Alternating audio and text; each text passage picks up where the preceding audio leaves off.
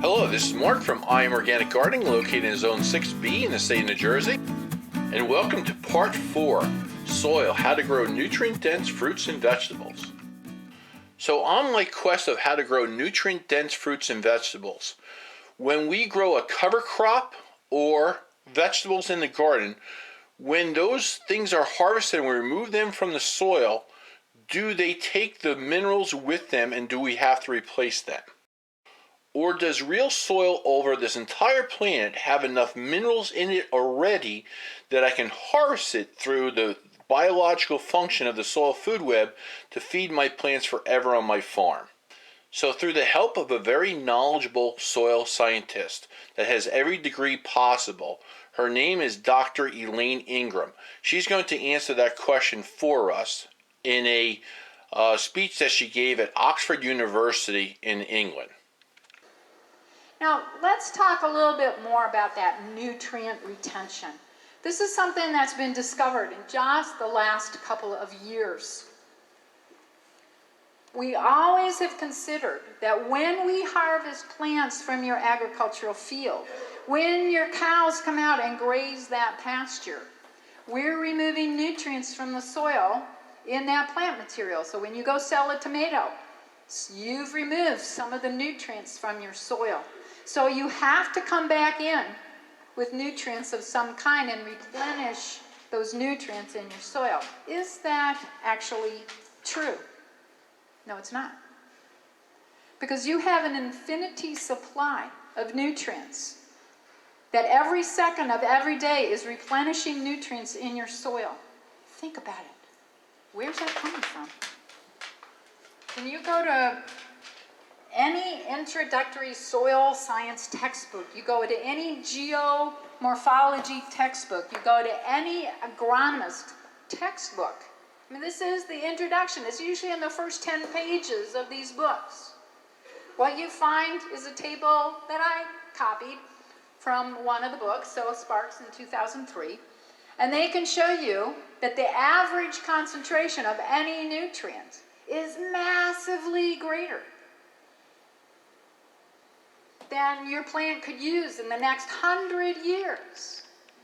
Those nutrients are already present in your soil. They're in your rocks, they're in your sands, your silts, your clays, your pebbles. The bedrock of every second of every day is being broken down by microorganisms into sand, silt, and clay. This is replenished. Until the day you run out of rocks, there is absolutely no reason to put in inorganic fertilizer out. There is no reason to put manure in your field.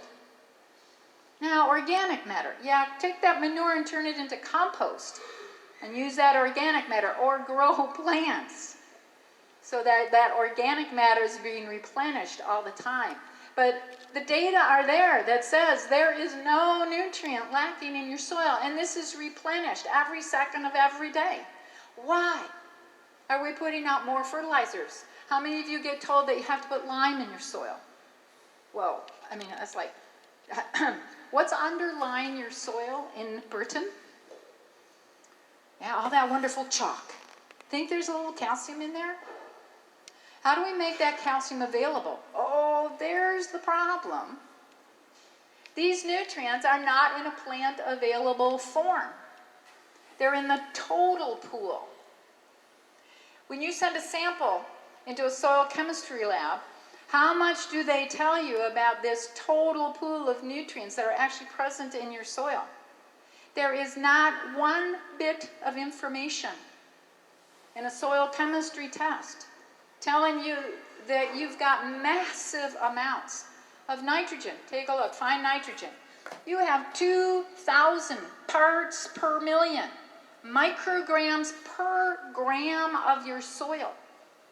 How much does a plant require of nitrogen? It has like 3 parts per million. So think of how many years worth of plant growth you've got sitting there waiting. But how do you get these nutrients that are present in every grain of sand, every bit of silt, every clay particle? How do you get those nutrients from these plant not available forms into a plant available form? But I do want to emphasize to you There is no soil on this planet that lacks the nutrients to grow plants for the next 10,000 billion years. Why are we putting out inorganic fertilizers? Because we've destroyed the mechanism to take the nutrients that are present in your soil and convert them into the plant available form. And guess what? I think you could probably answer this. Who is it that does this work for you? It's microorganisms. So there's that total pool. I just showed you the chart of those values for each of those different nutrients. Let me go back to that previous chart. This is the average. When we go over all soils everywhere on the planet, this is the average. There's your range. There is nothing that is present in zero concentration. I don't care where you go. This includes the desert soils in Saudi Arabia. This includes deserts in Mongolia and the United States and any place else you want to go. This is tundra. This includes every single soil on the planet. Nothing lacks the nutrients to grow plants. What we lack ever since we started doing agriculture that damages the life in the soil, that's what's caused the problem. Get the organisms back, and you don't have this problem anymore. There's the total pool.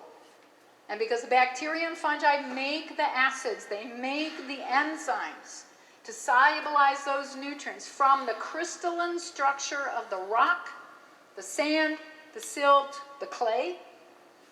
They pull those nutrients and hold them in their bodies. They don't leach. They will not be lost. And then when they are eaten by protozoa, nematodes, microarthropods, earthworms, spiders, those sorts of things, then they release those nutrients in a plant-available form. When you think about the fact that that soluble pool is less than 1% of the total nutrients that are actually present in your soil, you can see where you could be led astray if the only thing you're told about are the soluble nutrients present in your soil.